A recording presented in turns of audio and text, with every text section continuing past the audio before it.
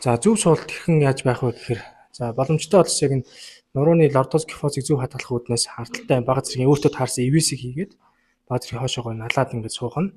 За хүн ингээд унтахтаа буруу барилтаа унтаад байх юм бол хүзүү нуруу аацны юм ажилтнууд үүсэх юм байна.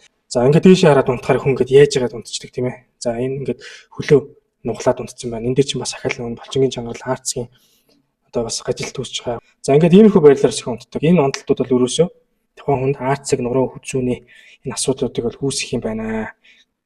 За одоо зөв хөвтөлтийн талаар бүгдээр эндээс харъя. За энэ дээр нэгдүгürt дэрээ ингээд ирэлцэн. За дэр бол одоо энэ хүзүүний яг нэг юм мөрөлт ямар нэг асуудал үүсэхгүйгээр ингэж байх хэвээр нэгдүгээр. За хоёрдугаар яг энэ аацгийн ажил үүсэхгүй тул хөлн цавцраа заавал хүмүүс чинь хүнжил юм уу ямар нэгэн дэр ч юм уу авчуулцдаг.